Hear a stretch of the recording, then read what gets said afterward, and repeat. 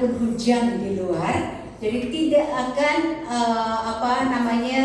menahan kaki kita untuk datang beribadah. Sekalipun masih ada yang belum datang, yang tadi berkata kepada saya, tolong dong nanti ya titip aja buat saya, karena ini hujan saya tidak bisa datang. Saya bilang saya tidak akan nitip-nitip, gitu ya. Saya tidak akan nitip-nitip karena kenapa ya? Kalau kita mau sesuatu datang kepada Tuhan, datang ambil gitu ya. Puji nama Tuhan, siapapun dia yang datang dan menerima firman Tuhan, kitalah yang akan diberkati, terkecuali yang sakit ya. Kalau yang sakit nggak bisa datang, saya sih no comment kalau namanya sakit ya. Itu nanti jangan lupa pulang minta perjamuan, bawa pulang ya, kasih anak istri. Yang sakit boleh makan dan minum di rumah. Tapi kalau alasan dengan kata hujan, itu yang nggak bagus gitu ya. Hujan karena kenapa? Kalau kita nggak bisa naik motor, kita bisa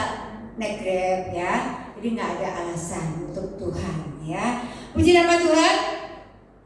Kita mau baca Lukas 5 ayat 1 sampai 11. Kita baca bergantian. Saya baca ayat 1, jemaat selanjutnya ya, dan kita bergantian 1, 2, 3 gitu ya. Yuk kita bangkit berdiri yuk. Kita baca Lukas 5 ayat 1 sampai 11 ya. Saya baca terlebih dahulu. Pada suatu kali Yesus berdiri di pantai danau Genesaret, sedang orang banyak mengerumuni dia hendak mendengarkan firman Allah. 2.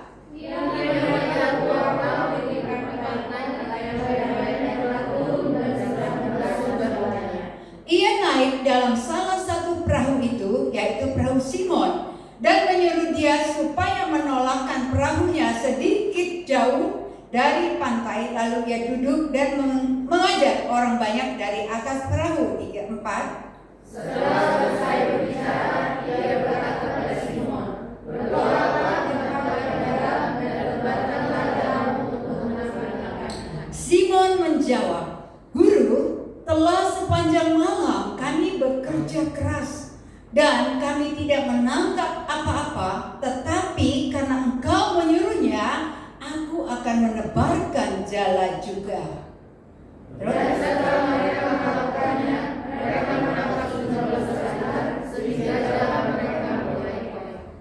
Lalu mereka memberi isyarat kepada teman-temannya di perahu yang lain supaya mereka datang membantunya, dan mereka itu datang. Lalu mereka bersama-sama mengisi kedua perahu itu dengan ikan hingga hampir tenggelam.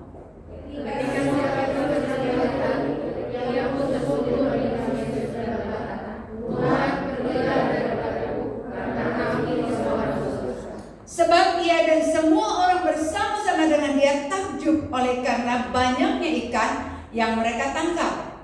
Demikian juga Petrus dan Yohanes, anak-anak Zebedeus, yang menjadi teman Simon, kata Yesus kepada Simon, jangan takut, mulai sekarang engkau akan menjadi manusia. Sama-sama. Dan sesudah mereka menghilangkan perahu-perahunya ke darat, mereka pun meninggalkan segala sesuatu lalu mengikut Yesus. Amin. Silakan duduk. Ayat 1 berkata, pada suatu kali Yesus berdiri di pantai danau Genesaret, sedang orang banyak mengerumuni dia hendak mendengarkan firman Allah. Begitu banyak saat Yesus memberitakan firman Tuhan, begitu banyak orang berdesak-desak untuk datang mendengar firman Tuhan. Makanya kenapa Yesus hendak menduduk di perahu, karena dia sudah tidak bisa bergerak lagi tentunya. Begitu banyak orang ingin berdekatan dengan dia, tapi dia minta perahu itu, dia duduk di perahu untuk mengajar begitu banyak. Kira-kira kalau kita pikir, Yesus tahu nggak Simon? Yesus tahu nggak Simon saat itu seperti apa? Simon telah menangkap ikan semalam-malaman, tidak ada ikan. Yesus tahu. Yesus kenal Simon, tapi Simon belum kenal siapa Yesus. Karena di sini dia berkata, ya, ayat 1 1-3 ya. 1-3 itu ia naik ke perahu dan dia berbicara begitu banyak. Dia duduk di perahu itu. Setelah ayat 4 dia berkata, setelah selesai berbicara, ia berkata kepada Simon, bertolaklah ke tempat yang dalam dan tebarkanlah jalamu untuk menangkap ikan. Tapi Simon menjawab, Guru, telah sepanjang malam kami menangkap ikan tapi tidak ada. Tapi untungnya di situ Simon ini dengar-dengaran, ya. Coba kalau Simon, alah, kami kan penjala ikan, kami lebih tahu. Kami tidak menangkap ikan semalam-malaman ini. Apalagi kalau kita di tempat yang cetek. Tuhan Yesus kan dia di perahu itu kan tidak terlalu dalam tentunya ya, agak cetek. Setelah itu dia bilang ya, coba tebarkan, agak dalam ini tebarkan, tapi bukan dalam seperti yang Simon lakukan. Kata Simon, kita sudah semalam-malaman ini loh, kita tidak mendapatkan ikan. Tapi karena guru ya, saat itu dia panggil guru. Dia menjawab, sepanjang malam kita bekerja keras dan kami tidak menangkap apa-apa. Karena engkau yang menyuruh aku menebarkan jala juga. Karena untung dia dengar-dengaran. Kalau dia tidak dengar-dengaran, dia tidak akan mendapat apa-apa. Di pusat kita pastor senior kita, tema tahun ini, tema tahunan adalah The Giant Leap, adalah lompatan besar ya, lompatan besar. Gembala tahun kemarin adalah melawan raksasa-raksasa. Tapi tahun kemarin itu melawan raksasa benar loh. Apa yang dia alami, banyak hal yang diserang oleh orang itu bukan orang-orang biasa atau bukan jemaat. Yang nyerangnya itu adalah kebanyakan adalah gembala-gembala itu ya. Tapi tahun ini dia beri tema tahunan kita adalah pelompatan besar. Tahu nggak jemaat? Tahun ini baru nginjek, tahun ini baru bulan kemarin ya. Bulan kemarin dia ditawarkan satu mall. Satu mall itu bukan satu gedung mall dia, tapi di dalam mall itu dia ditawarkan untuk City Church, ya kan? Jadi sekarang kita sudah dapat City Church kita ya. Jadi puji Tuhan, tepuk tangan dong buat Tuhan. Karena tidak sia-sia doa orang benar, Tuhan mendengar ya. Tapi memang doa kita itu ada hari ini kita berdoa dijawab, ada besok, ada 1 tahun, ada 5 tahun, ada 10 tahun seperti saya 10 tahun baru dijawab. Tapi kita berdoa untuk City Church ini ya. Saya baru berapa ya, baru 2 tahunan kayaknya belum ada ya. Jadi awal tahun ini sudah ada kabar. Jadi dikasih ya, di mall dikasih, tapi di Jakarta Selatan. Jakarta Selatan jemaat, saya bilang, waduh Jakarta Selatan, gimana dong jemaat ya? Saya bilang deh, gimana jemaat yang dari Bekasi? Udahlah, itu mah nanti aja kita pikirkan gitu ya. Terus saya bilang sama suami saya bilang, papi sudah dapat loh City Church, ada gedungnya di Jakarta Selatan. Terus saya bilang, banyak orang di timur berkata, ya gimana? Ya udahlah, gak usah dipikirkan. Kalau kita pikirkan, aduh jauh, aduh nggak bisa. Terus kita bisa melangkah nggak akan bisa melangkah gitu ya. Tapi sekarang ini yang mau, yuk kita pergi di sana ya. Gak ada cerita jauh, gak ada cerita gak ada kendaraan. Sekarang zamannya bukan kayak zaman dulu ya. Zamannya sekarang tinggal kamu pencet kok datang mobil di depan kita. Amin. Jadi gak ada alasan kita apa-apa ya. Tapi saya belum nanya sih, kalau kita pergi sana terus gereja-gereja gimana gitu ya. Kalau dulu sih saya rencananya itu emang kita jadi satu gitu ya. Tapi kalau sekarang di selatan saya juga belum nanya gimana dan gimananya. Tapi kalau sudah City Church, kita gembala-gembala harus bersatu. Nah itu loh yang harus saya pikirkan juga gitu ya. Jadi kita tahu tema tahun ini adalah pelompatan besar. Petrus kalau dia tidak terima, dia tidak mau ikutin apa yang Yesus suruh, tebarkan jalamu, dia tidak akan terima pelompatan besar tadi.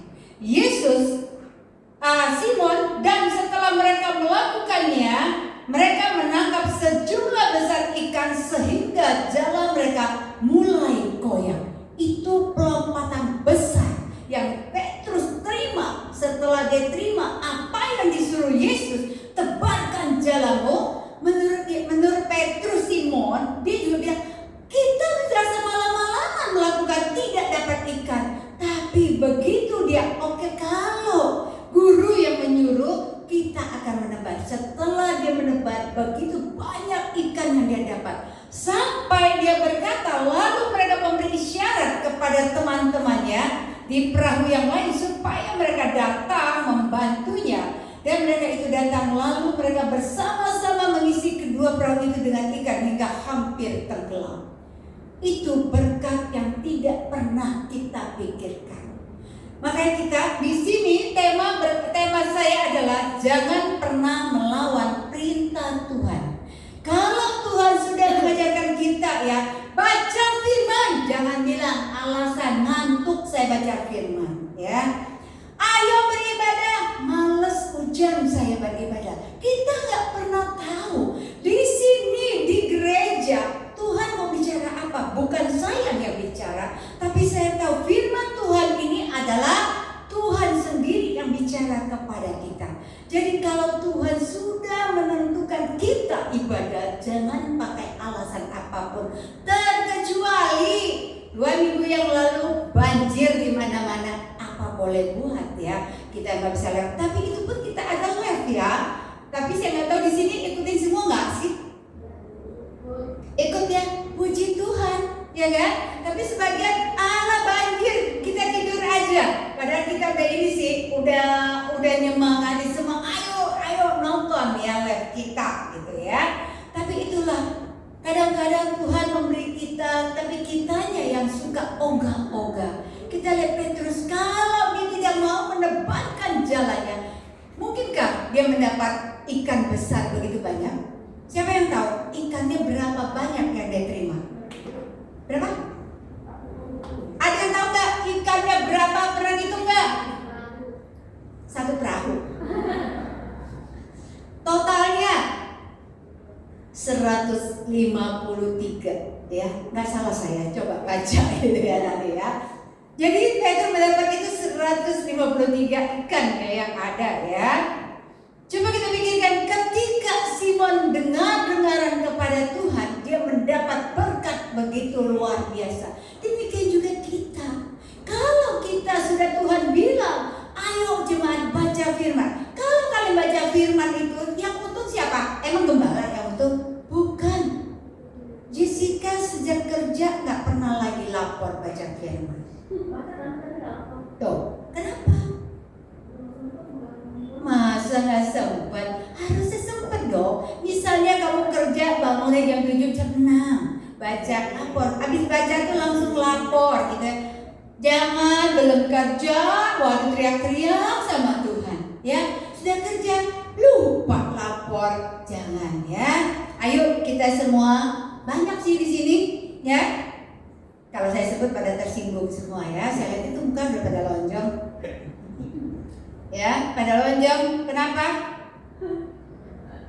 Petrus menyadari dan 11:8 ketika Simon Petrus melihat hal itu, ia pun tersungkur di depan Yesus dan berkata, Tuhan. Tadi dia berkata, Guru, karena Engkau menyuruh menebarkan, aku lakukan. Sekarang karena dia lihat kuasanya begitu besar yang dia semalaman dia tidak mendapat ikan. Sekarang Yesus tidak perlu di tengah laut, di pinggir laut aja bisa dapat ikan sampai 2 perahu sampai hampir tenggelam. Dan dia katakan apa? Tuhan. Dia berkata, Tuhan, pergilah daripadaku karena aku ini seorang yang berdosa. Firman Tuhan berkata, Tuhan datang bukan menyelamatkan orang yang tidak berdosa, tapi Tuhan menyelamatkan orang yang berdosa. Tuhan datang, Tuhan bilang, Tuhan, aku datang, kata Tuhan, bukan untuk orang sehat, tapi aku datang untuk orang sakit. Demikian juga Tuhan datang bagi kita yang berdosa. Kalau kita ada di gereja ini, kita orang-orang yang sudah diselamatkan Tuhan. Amin. Kita semua sudah diselamatkan Tuhan. Jadi Tuhan datang untuk orang kepada Dia, yang mau mengikuti apa kata Dia, bukan yang nggak mau. Kalau kita nggak mau, kalau kita nggak nurut, Tuhan juga nggak maksa sih. Tuhan kita itu Tuhan bukan memaksa. Kalau gembala suka memaksa. Ayo, ayo, ayo, itu gembala ya. Tapi kalau Tuhan tidak, Tuhan tidak pernah memaksa kita. Kalau Tuhan bilang datang kepadaku, di dalam aku tuh ya bebanku tidak berat ya. Kuk yang kupikul, yang kita pikul itu tidak berat lagi. Karena Tuhan sudah memikul. Tapi banyak orang yang tidak mau, banyak orang yang tidak percaya kepada Tuhan. Ya, jadi kita orang-orang yang bersyukur kepada Tuhan. Kalau kita bisa ada di sini, kita diselamatkan semua karena Tuhan baik dalam kehidupan kita. Begitu Simon berkata, karena aku ini orang berdosa. Karena dia merasa bahwa ini Tuhan yang datang. Karena aku ini berdosa, dia menyadari orang berdosa. Demikian juga kita.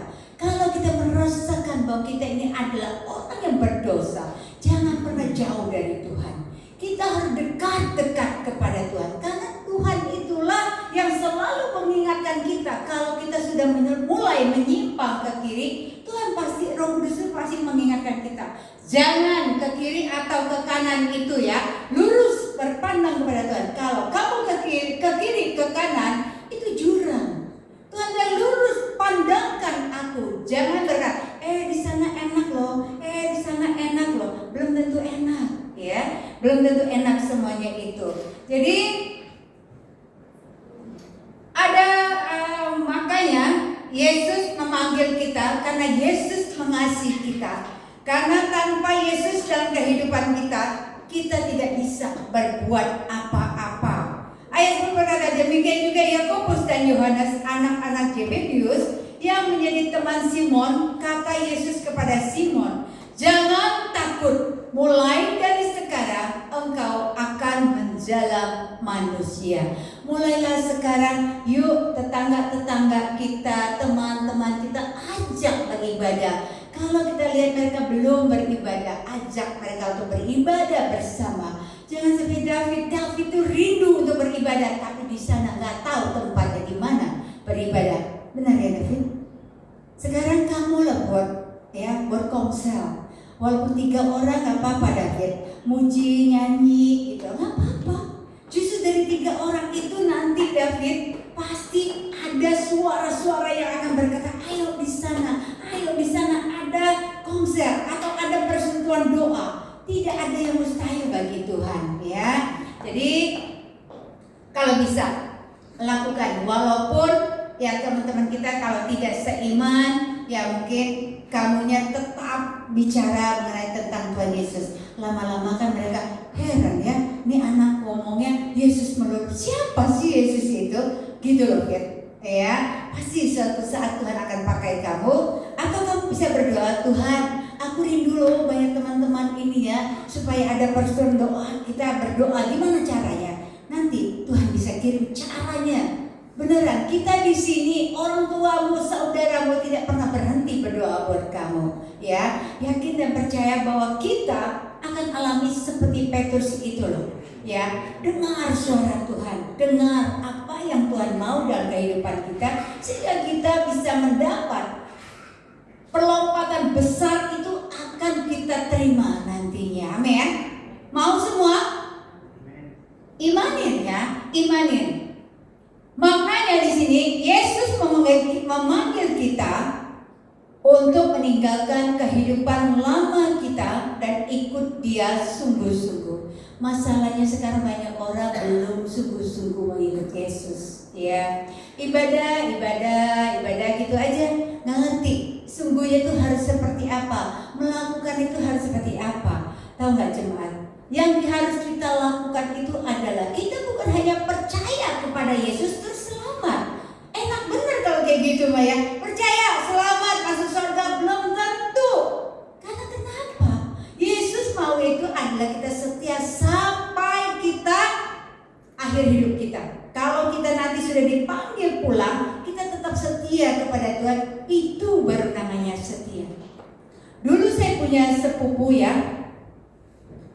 Dia dulu itu orang Cungcungcep, ya, orang Cungcungcep fanatik sampai udah nggak pernah makan Jadi ketika dia ketemu saya di rumah saya di kampung gitu ya, saya saksikan dia bilang, "Halah," pokoknya dia gak percaya, "Halah," gitu ya.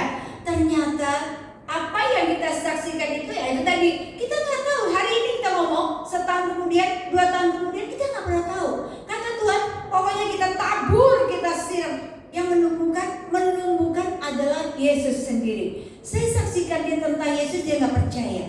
Rupanya dia sakit, dia ingat omongan saya. Zaman itu di TV jam 2 itu ada khotbah John Hotman kalau nggak salah namanya ya. Begitu dia dengar itu, dia cari saya, tapi kita nggak punya kontak. Dia cari ke saudara saya di kampung, di Lampung. Dia tanya nomor saya. Begitu dia dapat nomor saya, dia bilang, "Lili, apa kabar?" Saya bilang, "Oh baik, kamu gimana?" Puji Tuhan. Dia jawab satu hal, puji Tuhan, itu saya kaget. Saya balik kaget gitu ya. Yang tadi kita injilin dia ngenyek saya. Kita injilin dia gitu ya. Setelah itu baru dia terima, kita datang ke tempat dia, kita layanin dia terima Yesus. Gak lama dia terima Yesus itu dia sakit. Ternyata selama ini dia kira dia itu adalah akut kata gitu ya. Ternyata kanker gitu ya. Kankernya itu sudah sebesar kepala bayi. Begitu dioperasi, panjang loh ya. Dioperasi, dia masih di ICU. Tapi tetap dia rindu menyembah kepada Tuhan. Dia rindu muji Tuhan, dia rindu untuk selalu berdoa. Setiap kita berdoa, dia selalu angkat tangan. Sampai dia meninggalnya pun tangannya masih terangkat. Langsung terangkat begitu. Itu yang saya baru bisa melihat orang yang benar-benar sungguh-sungguh di dalam Tuhan. Ketika disakit, kalau orang yang kecewa gitu ya, pasti bisa aja kan dia ngomong, "Apaan tuh? Aku terima Yesus, malah aku jadi sakit." Tapi dia galau. Dia tahu banget ya, Yesus itu segala-galanya. Begitu kita kasih di Alkitab, dia katakan apa? "Ini loh yang aku cari." Ternyata ini benar sekali, cerita firman Tuhan itu benar adanya. Jadi dia rindu. Demikian juga kita jemaat. Kita harus punya kerinduan kepada Tuhan. Punya kerinduan semua hal. Apa aja sih rindu apa aja? Semuanya. Rindu berdoa, rindu baca firman, rindu ibadah, rindu melayani. Semua. Kita harus punya kerinduan kepada Tuhan. Sehingga kenapa? Sampai masa akhir kita ya, itu baru namanya selamat kalau kita sampai masa akhir seperti itu. Tapi kalau sekarang kita terima Yesus, besok kita udah pergi, besok kita masa bodoh, nggak akan ada selamat. Percaya nggak? Jadi jangan sampai ya, jadi kita meninggalkan Tuhan di tengah perjalanan kita. Sekali Yesus, tetap Yesus. Itu yang harus kita pegang ya. Maka tadi ya, yang pertama adalah Yesus memanggil kita untuk meninggalkan kehidupan lama kita dan ikut Dia sungguh-sungguh. 2, jangan pernah melawan perintahnya. 3, taat dan melakukan firman Tuhan. Itu yang Tuhan mau. Jadi ingat, Simon kalau tidak mengikuti perintah kepada Tuhan, tebar jalannya, dia tidak akan mengalami adalah pelompatan besar tadi. Jadi kita semua, kita harus seperti Simon. Dengar supaya kita mendapat pelompatan besar dari Tuhan. Setiap doa kita katakan, "Tuhan, tahun ini adalah tahun pelompatan besar buat kita. Kita akan mendapat berkat besar dalam segala hal. Apapun yang kita kerjakan, apapun yang kita lakukan, kita harus berharap pada dan katakan, Tuhan, tahun ini aku percaya aku akan dipromosikan Tuhan. Aku akan mendapat pelompatan besar. Demikian juga Tito dan segala pekerjaannya. Tuhan, aku percaya tahun ini Tuhan, aku akan mendapat ruko untuk kantor aku. Jadi gak perlu sewa-sewa ya. Amin. Jadi iman kita juga harus kuat di dalam Tuhan. Kalau kita, mana mungkin aku dapat, mana